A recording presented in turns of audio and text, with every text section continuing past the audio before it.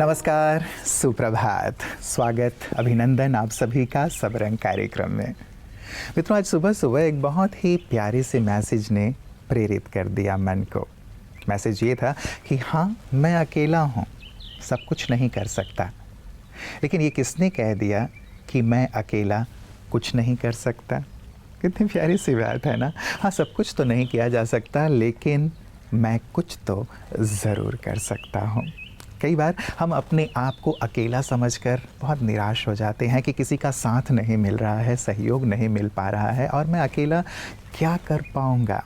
लेकिन याद रखें, आप में यदि हिम्मत है, उत्साह है, तो आप अकेले नहीं हैं। और जहाँ हिम्मत है वहाँ ईश्वर की मदद भी प्राप्त होती है और हम हर कार्य को सहज कर सकते हैं, असंभव को भी संभव कर सकते हैं। तो बिल्कुल आप अकेले नहीं हैं, आपके साथ ईश्वर हैं। आपका हिम्मत, आपका उमंग आपके साथ है और आप सफल होने के पथ पर आगे से आगे बढ़ें, यही हमारी मंगल कामना हमेशा रहती है। तो इसी मंगल कामना के साथ चलते हैं आज के सुंदर सुवाक्य की ओर। अभीष्ट फल की प्राप्ति हो ना हो, विद्वान पुरुष उसके लिए शोक नहीं करता। जीवन अनेकानेक परिस्थितियों का सम्मिश्रण है, कुछ हमारे पक्ष में और कुछ नहीं भी। लेकिन समझदार इंसान तो वो है जो कोशिश करना न छोड़े। वांछनीय फल की आशा हर एक करता है, लेकिन फलस्वरूप परिणाम की अप्राप्ति से हमें मुरझाना नहीं है, शोक नहीं करना है। इसके विपरीत हमें अपना दृष्टिकोण बदलने की जरूरत होती है। लक्ष्य की प्राप्ति तो अनिवार्य है, लेकिन उस प्राप्ति के लिए हमें और भी प्रयास करना है। हर एक परिस्थिति एक सीख है। असली विद्वान तो वो है जो जीवन के हर एक परिस्थिति से सीख ले, उसे अपनाकर असफलता को सफलता में परिवर्तित करे और दुख में भी सुख का चयन करे। मित्रों, यदि किसी मशीन की ऑयलिंग ना हो, सही रखरखाव ना हो, देखभाल ना हो या उसे यूज़ ही ना किया जाए, एक ही जगह पे खड़ा करके रख दिया जाए, तो क्या उस मशीन में जंक नहीं लग जाएगी? वो सही कार्य कर ही नहीं पाएगी, क्योंकि हम उसे यूज़ ही नहीं कर पा रहे हैं और ना ही उसे ठीक ढंग से उसका रखरखाव कर रहे हैं। हमारा शरीर भी मित्रों ऐसे ही एक मशीन की तरह ही है। यदि ठीक तरह से इसका देखभाल हम ना करें तो इस पे भी जंक लग जाता है, बीमारियां लग जाती हैं। इसीलिए आहार हो या नींद हो, व्यायाम हो, जो भी हमारे शरीर के लिए आवश्यक हैं, उन पर हमें ज़रूर कार्य करना है, ताकि हमारी ये जो मशीन है सही रूप से कार्य करती रहे।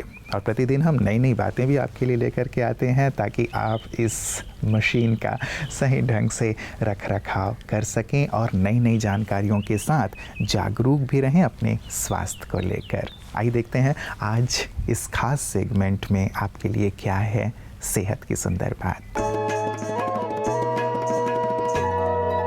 ओम शांति। दोस्तों, कहा जाता है जैसा अन्न वैसा मन और जैसा मन वैसा तन।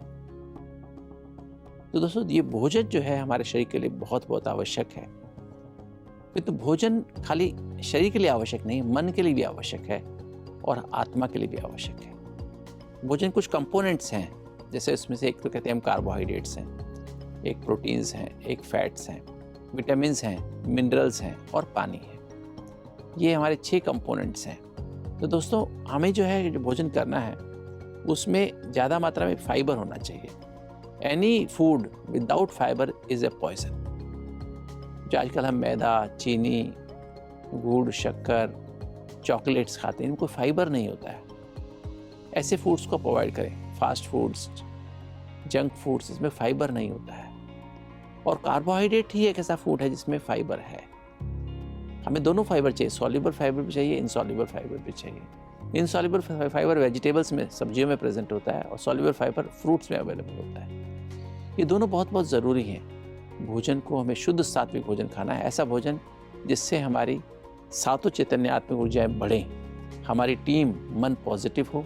तो ज़्यादा मात्रा में फल, सब्जियां, सलाद, अंकुरित होल मील, चना है, बाजरा है, मिलेट्स का आजकल बहुत हम इसको कहते हैं, मिलेट्स हमारे लिए बहुत अच्छे हैं, आंतों के लिए बहुत अच्छे हैं, ओवरऑल बॉडी के लिए बहुत अच्छे हैं। एक गिलास लस्सी अगर पी सकते हैं, दही ले सकते हैं, वो ले लीजिए।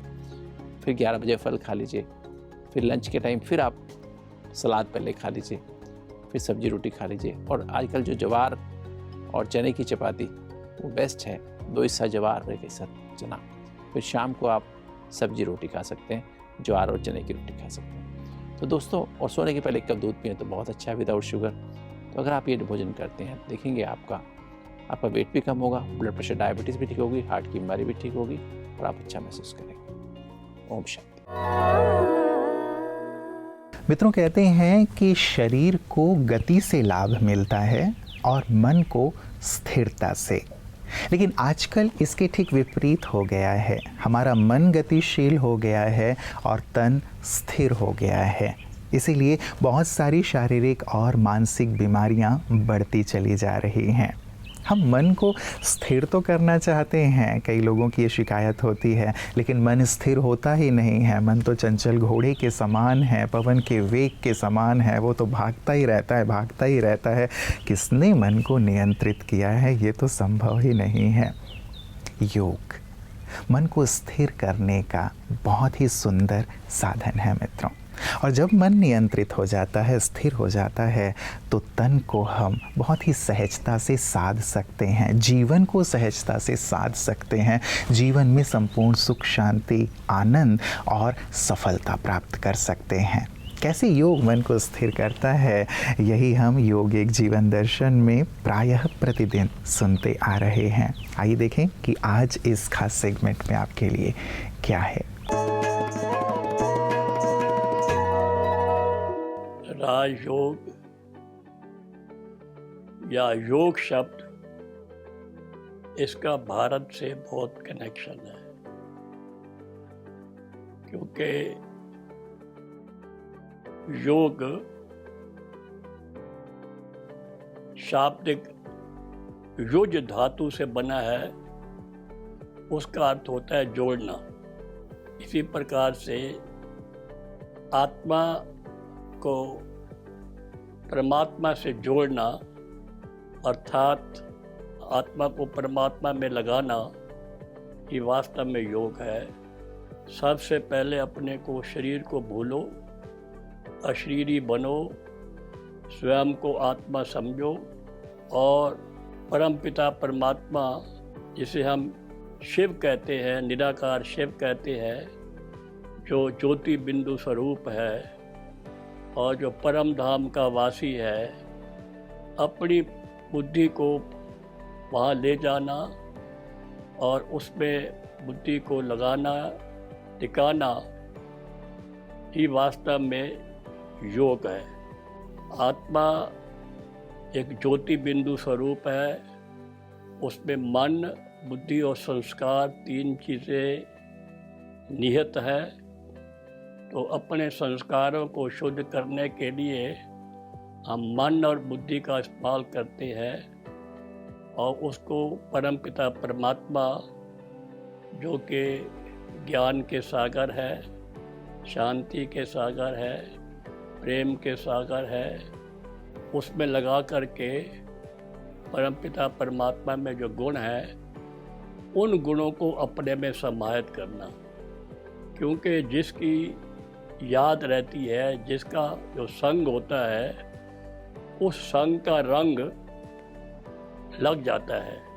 और दूसरा जो आजकल जो हमारे भारत में योग मशहूर है, हठ योग, प्राणायाम, ये जो हैं, ये शारीरिक योग है। इसको भी करने से शारीरिक लाभ होता है और थोड़ा बहुत आध्यात्मिक लाभ भी हो जाता है, परंतु उससे कोई आत्मा पावन बन जाए, वो तो केवल एक आत्मा का परमात्मा से कनेक्शन जोड़ने से ही ये होगा। राजयोग का वास्तव में ध्येय है कि हम अपने में कैसे शुद्ध और शांत और शीतल विचारों को ला करके अपने जीवन को श्रेष्ठ बनाएं। मित्रों, योग की कितनी सुंदर महत्ता हम प्रतिदिन सुनते आ रहे हैं और निश्चित रूप से प्रेरित भी हो रहे हैं कि हम भी योग के पथ पर अपने कदम आगे बढ़ाएं।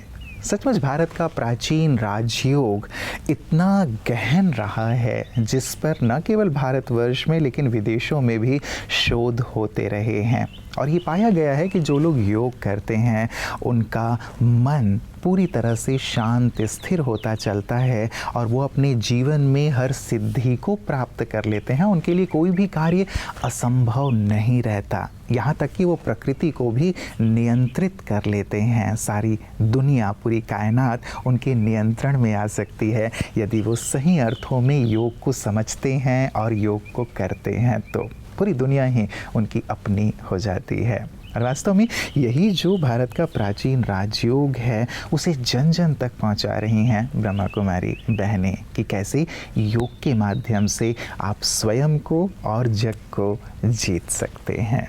आइए देखें ब्रह्मा कुमारी बहनों की इन्हीं सुंदर सेवाओं को पीस न्यूज़ हाइलाइट्स में। आज के बदलते दौर में अपने मन को सकारात्मक ऊर्जा से भरना बेहद जरूरी है। मध्य प्रदेश के ग्वालियर में Brahma Kumaris golden world retreat सेवा केंद्र की ओर से सूर्य कंपनी में सकारात्मक दृष्टिकोण अपने कर्म क्षेत्र पर राजयोग के माध्यम से कैसे बनाए रखें, इस विषय पर प्रकाश डालने हेतु सेवा केंद्र संचालिका BK ज्योति बहन ने एक सेशन आयोजित किया। उन्होंने बताया कि नकारात्मक माहौल में अपने मन को अच्छे विचार देकर सभी के प्रति अच्छा सोच रखें तो हमारा दृष्टिकोण सकारात्मक होने लगता है। इस कार्यक्रम का लाभ लेने सभी अधिकारीगण मौजूद रहे। इस मौके पर कंपनी के HR मैनेजर श्री मुकुल चतुर्वेदी जी एवं कंपनी के अन्य सभी अधिकारीगण भी उपस्थित थे। सभा में उपस्थित सभी लोगों ने भारत को स्वर्णिम बनाने के लिए बुराइयों एवं व्यसनों का त्याग कर अपने परिवार को खुशहाल बनाने की दृढ़ प्रतिज्ञा भी की। एक शिष्य ने अपने गुरु से पूछा कि गुरुजी, मैं कैसे जानूं कि मुझे क्या करना है और क्या नहीं करना है। गुरुजी ने कहा कि जो कार्य तुम्हारे मन को सुकून दे, शांति दे, वो कार्य करो। जो अशांत करे उसे छोड़ दो। जो कार्य तुम्हें ऊंचाई की ओर ले जाए वो करो। जो रसातल में गिरा दे वो ना करो।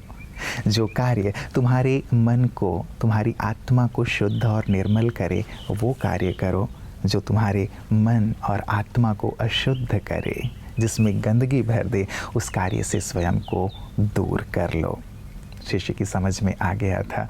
हम भी इस बात पर बहुत गहराई से चिंतन करें मित्रों, क्योंकि जीवन उन्नति का नाम है। जीवन को शुद्ध कर लेना, निर्मल कर लेना, यही जीवन की सुंदर सार्थकता है। तो क्यों ना हम भी आत्मकल्याण की ओर बढ़ें, अपने जीवन को संपूर्णता की ओर लिए चलें, इन गहन बातों पर चिंतन करते हुए और अमल करते हुए।